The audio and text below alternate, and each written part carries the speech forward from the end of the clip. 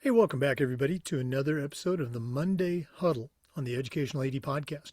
We're going to be right back with our Monday Huddle presentation, but as always, we're going to give a shout out to our sponsors.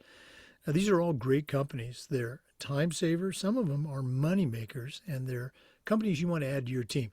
So take the next 3 minutes, listen to our sponsor shout outs, then listen to our Monday Huddle, and then go and visit these sponsors. I'm telling you, you're going to be glad you did. Here we go. We want to say thanks to our good friends from Huddle for their support. You know, as a football coach, I used Huddle for years, but when I became an athletic director, I made sure our school was a Huddle school. And our coaches, all of our coaches, just love the Huddle platform. Go to huddle.com, join the 100 million fans and users, and turn your school into a Huddle school. That's huddle.com. We want to say thanks to Booster Hub, the #1 Booster Club software program. Booster Hub handles your volunteer signups. They handle your volunteer changes, and you know that's going to happen. How about sponsorship payments, meal fees, concession sales? It all flows through their secure system, so nothing falls through the cracks. Communication, as I said, scheduling, spiritware sales. Give your boosters the platform they need. Give them the platform they deserve. It's boosterhub.com.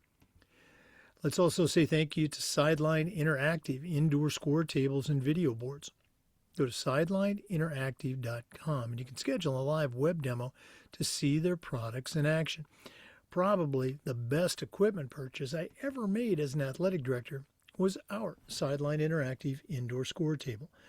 Go to sidelineinteractive.com. Schedule that live web demo today. Let's also say thank you to Home Campus. Scheduling, rosters, results, communication, facilities. Home Campus does all of these things and more, and does them better and does them faster than the other brands. Did I mention athletic eligibility and clearance? That one alone is a game changer. Go to homecampus.com and don't forget to tell them you heard about it on the podcast. We also want to say thanks to Vital Signs Wall of Fame, along with Beacon Creative. Now, Wall of Fame has been helping schools bring their legacy to life for over a decade, but Beacon Creative takes it to a whole new level. They're a content creation service, and they're going to take your stories, your history, your students, and turn them all into compelling narratives that you can then post on social media, maybe on a Vital Signs video board. I want you to email John Townsend, and you can do that at John, John, at beaconwalloffame.com. Beacon Creative and Vital Signs Wall of Fame. It's a winning team. Let's also thank Ohio University and their online masters in athletic administration. Now, I didn't get my master's through the Ohio program, but guess what? My assistant athletic director did, along with thousands of others, and it was a great experience. And while they were all earning their degrees, they also completed 11 NIAAA leadership training courses at no extra charge. Check out Ohio University and their online masters to athletic administration. We want to say thanks to Gipper. Gipper is the modern marketing platform that makes it easy for any athletic department to look professional, look Division I without spending extra time or hiring more staff. Gipper is used and trusted by over 20,000 high school and college programs. It's professional graphic design made easy. Use their thousands of professionally designed templates to promote your team in your colors, your logo, your brand. Create and share, schedule all your social media content through one simple platform, and that platform is Gipper. Go to gipper.com to get started, and don't forget to mention you heard about it on the Educational AD Podcast. We want to say thanks to our friends at Athletic Surveys. You've heard me say before, at my school we use surveys for everything, for student athletes, for coaches, even for parents. And the feedback we got was tremendously important and usually positive. We still got to hear from our squeaky wheel parents, but the surveys allowed us to get their feedback, usually address the concerns before they turned into something big. But going back to that positive data, that's incredibly valuable to have, especially when you're visiting with a frustrated parent, or maybe your principal, sometimes even your school board. Go to Athletic Surveys, let them create a custom survey, It's going to let you take the pulse of everybody in your program. Athleticsurveys.com. And we want to say thanks to Hometown. Hometown continues to be a leader in education-based athletics with their solutions for things like, well, digital ticketing, of course. They're still the number one provider. But how about fee-free fundraising, athletic website construction? Their list of solutions goes on and on.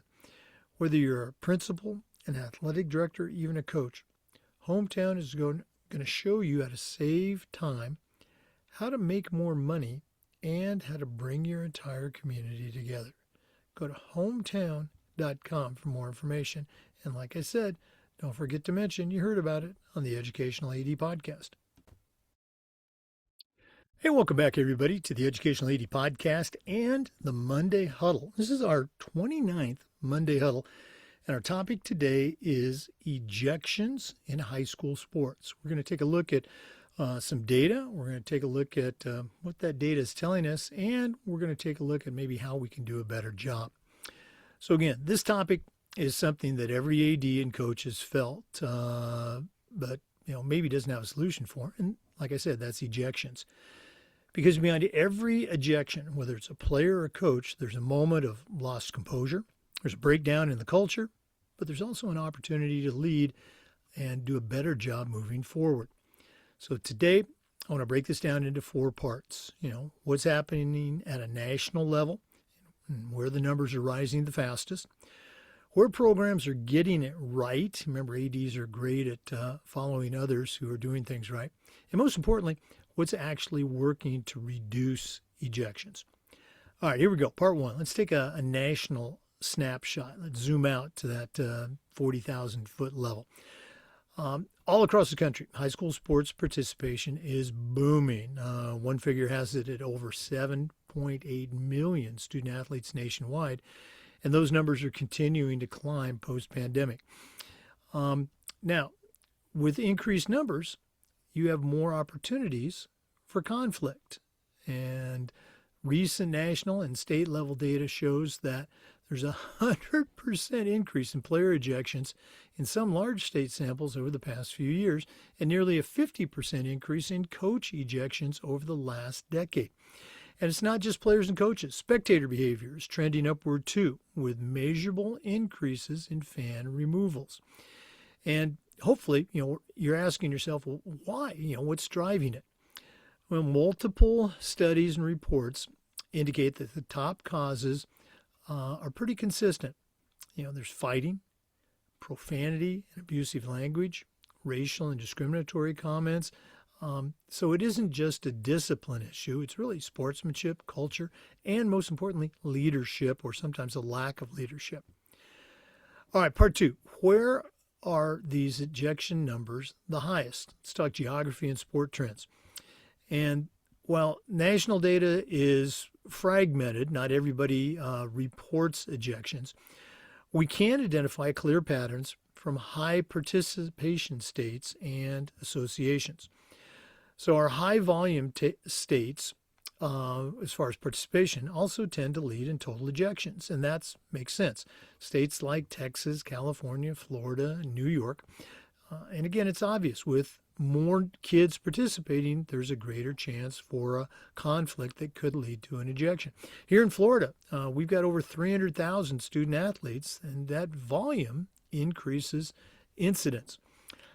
Sport-specific trends are also part of the study. Across multiple associations, the top 4 sports for ejections consistently are football, basketball, soccer, and baseball.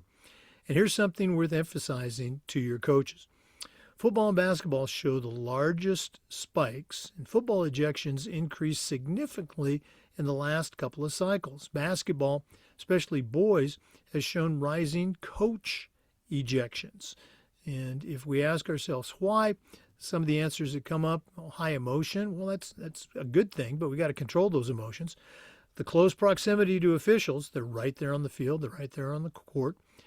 Maybe crowd influence and fast-paced decision environments. And it isn't random, it's predictable. The numbers show us that. All right, let's look at the other end. Part 3, states with lower participation numbers and lower ejection numbers. Some states and some programs within states are showing lower or stabilizing numbers. And it's not because they have better kids. It's because they have put together systems. For example, in a lot of different state reports, volleyball reports near zero ejections. And, again, there's officials are right next to the players. The players are right next to each other, but zero ejections. Some programs are showing declines after a targeted intervention, and lower incident rates show up consistently where sports or associations have structured bench decorum, clear communication protocols, and lower official confrontation culture. So it's not just all in the players. Officials are part of this too. It's not about geography. It's about intentional culture design. So here we go, part 4. What actually reduces ejections? I think this is where great ADs can separate themselves from the crowd. These are solutions that have shown to be working as reported by schools, by state associations, by coach associations. Successful programs are doing things like this. Preseason sportsmanship meetings with all the stakeholders, with the players, with the coaches, with the parents, with the fans, and working with officials. Also, written behavioral standards for players and coaches, clear expectations, and the next step, defined consequences that are actually enforced. In Florida, if a coach gets ejected right now, it's almost an automatic 2-game suspension. I was at one state association a few years ago, and they told me that there was really no penalty from the state association until after a third coach ejection. It just didn't make sense. The data shows that when expectations are explicit and followed through, ejections drop. Part 2, game administration. One of the most overlooked pieces is programs reducing their ejections are investing in trained game administrators, those site managers, sideline control systems, having a clear chain of command when an incident does occur. Because when chaos shows up, the structure that you've put in place needs to meet it immediately. We talked about coach education. That can be a game changer because your coaches set the emotional temperature for everybody in the gym. When that call happens on the field or on the court, it's the worst call that has ever happened, or the worst non-call. What do you mean there's no foul? Whatever it is, how the coach reacts to that sets the tone for everybody else. If the coach just goes on with their coaching, the players are going to follow. When the coach goes on with their coaching, the fans go, well, geez, the coach didn't complain about that. It must not be a big deal. So getting your coaches on board, that is step number 1. And whether that's training coaches on sideline behavior, letting them know what you expect, what is your standard, what's your line in the sand as an athletic director, addressing their emotional outbursts if and when they happen, and reinforcing that interacting with officials, it's part of the game. It's also a skill. It's a tool in the toolbox. Okay, all of these things are critical. Some states have even reworked their own coach education to include sportsmanship modules, and they're already seeing an impact. Talking about students, programs that are seeing success in this area, better sportsmanship, fewer ejections, almost always they have student-athlete leadership teams. Maybe there's peer accountability systems. Their captains are trained to help de-escalate conflict in situations like that. Because when the athletes own the culture, the behavior shifts as fast as, even faster than any rule can enforce it. Okay? These programs that we're talking about that have seen improvement, okay, they didn't just wait till the end of the season. Okay, they're tracking let's say, unsportsmanlike penalties or fouls, flagrant fouls. They're tracking ejections. They're identifying the patterns they have at their school by sport, by level, by opponent.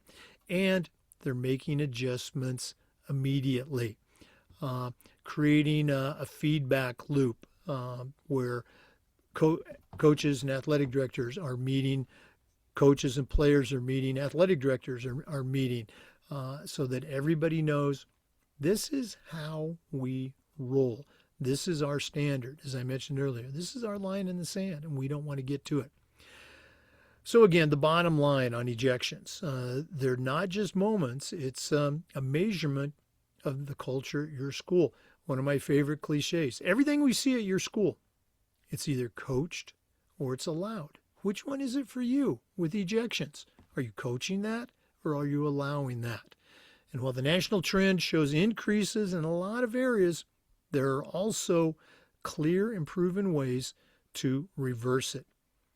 So as you get ready to head into the next week, the next month, the next season, ask yourself, are our expectations clear? Are our coaches equipped to lead and do the right thing? Are our athletes empowered to do the same thing? And are we tracking what really matters? Because the goal isn't just fewer ejections. It's building programs where composure and sportsmanship and professionalism becomes a competitive advantage. As an official, there's 50-50 calls out there that we see in every game. Officials are human, okay? How your coach, how your players, how your fans react can change 50-50 into 51-49. And it's not cheating. It's not anything, conscious that an official's going to do. But wouldn't you like to have that 51-49 advantage? Do the right thing with your coaches. Do the right thing with your players and fans. Do the right thing as an AD. Okay? Make sure you're building that culture and reinforcing the right things.